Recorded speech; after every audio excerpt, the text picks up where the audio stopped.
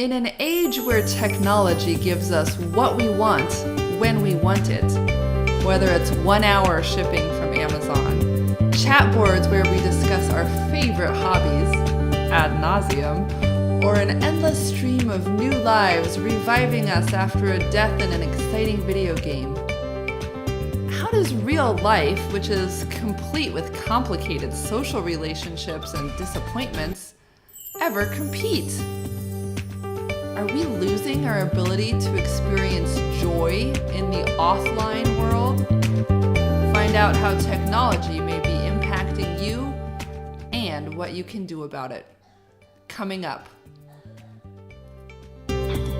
Hello, this is Emily with Natural Health for Life, and we are adding on to our series of how technology affects us in the modern world. I'm here with Virginia Brown, president of the Bioelectric Shield and occupational therapist. We are going to be talking about specifically screen time, iPhones, TVs, internet. How is that affecting us? In our last talk on the effects of technology in the body, Virginia and I discussed how EMFs harm us by inhibiting detoxification and relaxation. And that's definitely an effect of using wireless technology in particular, like cell phones, wireless phones, iPads, and laptops. If you missed that discussion, you can check back for it in our other videos, and we'll put a link to it in the show notes. Virginia is actually the co-developer of the Bioelectric Shield and is quite an expert on the topic of protecting yourself from wireless technology. In fact, some of the topics that came up while we were recording our last video made us decide that it could be very worthwhile to do some more research and see how technology affects the brain directly. Because we knew that internet and wireless devices had become so prevalent that even if people knew they were bad for you, they might still have trouble giving them up. This is a prescription from a doctor who specializes, her name is Dr. Victoria Dunckley. She's an MD, and she works with kids who have kind of a lot of unexplained mental health problems. Tics, depression, anger, meltdowns, lying, all sorts of different things that can be a result of an overdependence on technology. So she actually has written a book that we'll mention in the comments about how to do a 3-week technology fast to help your child's brain reset. It's basically allowing some of those technology addiction areas to atrophy and building up the other side of the brain that is meant to interact with the rest of the world. So results, concrete results that she has seen are fewer meltdowns, better grades, better social skills, better sleep, better compliance, which means following directions. And if they've had problems with tics, depression, antisocial disorder, some of the more extreme things, those have been improved too. So now, as with most things, it often gets worse before it gets better. When I studied psychology, they had something that was called an extinction burst.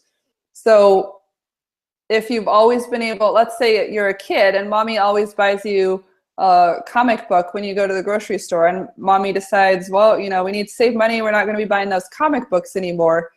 The first couple times that you go to the grocery store, the kid will have a fit.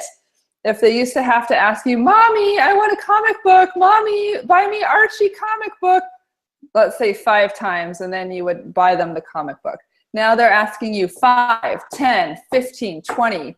The more you've given into them in the past, the more they will ask and the longer they will persist in this horrible, very unpleasant extinction burst. And then finally, if they ask 20 times and you were able to hold out 21, you won that battle, and they're starting to learn that you mean what you say, and it's not going to happen. So the same thing happens when you go on a technology fast. So this is a complete cold turkey, no screens anywhere type of a thing. and the kids will go bonkers trying to convince you that this is unfair, you're mean, nobody else has this, I'm going to live at Susie's house, whatever it is. It's going to be unpleasant for a few days, but that usually abates within just a couple of days. And the positive outcomes that I mentioned start happening right after that period. Within a couple days, you'll see better sleep, better mood, more creativity and physicality, Virginia, for the occupational therapists in the group. And the benefits continue to develop over the weeks and months to follow. Eventually, basically, they're getting better grades, they have better social skills, and a better self-image because they know that they are a competent and successful person in a wide variety of areas. I think that that's, you know, we talked about opportunity cost of video games. They're not having the opportunity to participate and achieve in a wide variety of things. Yes, you might have high points on the scoreboard at the video arcade, but have you been volunteering? Have you been seeing the gleam in people's eye when you help them with things? You know, you're missing out on those.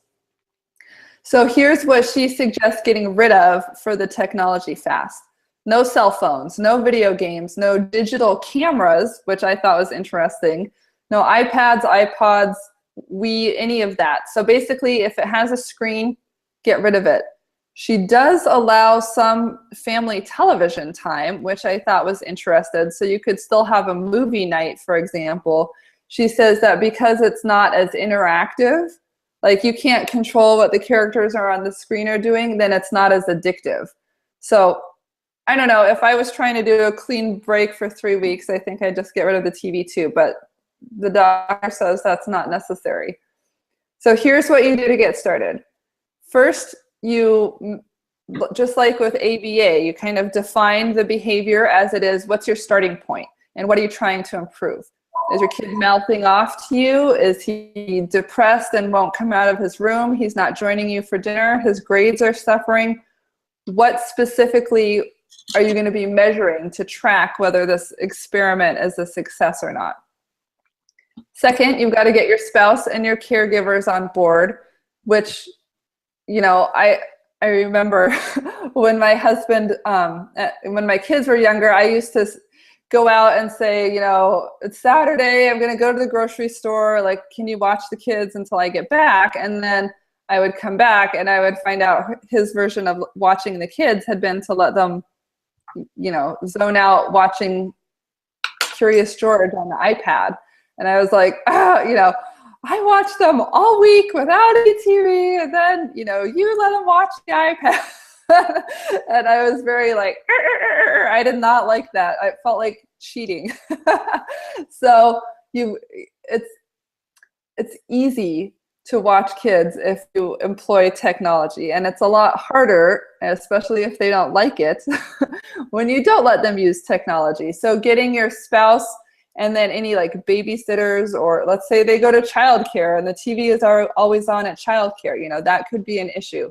Or they go over to a friend's house on Wednesdays and the friend has an Xbox. You've got to monitor and police all the different environments, whether it's, you know, school, friends, babysitter, so that everybody is on board, because it's not just when they're home, it's all throughout their environment. They've, you know, she's had problems where people were doing this and the kid wasn't getting better and they were troubleshooting it and they found out the kid was playing video games at his aunt's house after school. So they had to talk to the aunt and get her on board. So it really is important to make it a universal fast. The third thing is to get something fun for the kids to do that's not technology. They need a replacement activity. So if they're usually spending 4 hours a day on technology, what else can they do for those 4 hours that are going to be fun, hopefully? Books, puzzles, games, you know, soccer ball, join a sports team. Get a plan so that it's not just sitting around the house, I'm bored, what am I going to do? I wish I could play my games. They need a replacement. Number 5 is looking at self-care for parents. It's a lot more work to parent your kids than to let them watch TV, or play video games, whatever it might be. So there's going to be a lot more demands on the parents during these 3 weeks. And oftentimes the parents, you know, we used to call the TV the electronic babysitter because I come home from work, I'm stressed out, I need to make dinner. You guys watch a show and just stay out of my hair while I make dinner. Then we'll have a family dinner together. So finding a way that the parents can get some support to get away or do something that they enjoy and bring the kids along, whatever it might be. But if you're using your kids' screen time as a parenting break, then you as the parent need to provide a replacement activity for yourself as well. How is that going to be handled? Number 6 is to involve the whole family. So ideally, other kids are not, if it's your son with ADD who's on the technology fast, it would be nice if siblings were not, no, I'm going to go play Xbox, but you can't come in here. Maybe it's a fast for everybody. Maybe they're not allowed to use technology in front of the person for whom this is prescribed. But deciding how you're going to handle that if you've got more than one kid isn't a good idea. And then the big step is to sweep the house and get out all the technology. So if your kid can find it, he's going to find a way to make it work, and then he's going to break the fast. So just like if you're going on a new diet, you get all the Snickers bars out of your cabinet, you need to get rid of the technology that's around your house, and certainly nothing that would be accessible from the child's bedroom. Duh. So her last step, which I thought was interesting to see in a medical doctor book, Virginia, is something we talked about off the air, but just setting an intention. So she's asking parents to write out basically a mission statement. We are engaging in a family technology fast from August 1st to August 31st with the goal of helping bring our family closer together, helping our children learn to experience joy outside and in nature and through relationships with other people, and specifically to help little Johnny feel calmer each day and to reduce his meltdowns from 3 per day that he's currently experiencing to ideally 1 or none. And having something very concrete and loving as a mission statement, just so A, we all know that we're on the same page. B, you set an intention to the universe, power of your thoughts. And 3, when times are tough and little Johnny is crying and whining for his Game Boy, that you can refer back to that and be strengthened by it. So there's actually a lot of people during summer vacation use a whole month, and they just take a month as a family. It's a beautiful time to be outdoors. They use that month as the technology fast, where everyone experiences that. And I think that's a beautiful idea. But if your situation is more urgent with your kids' behavior, seriously consider this. I think it's a great prescription for better health for everyone.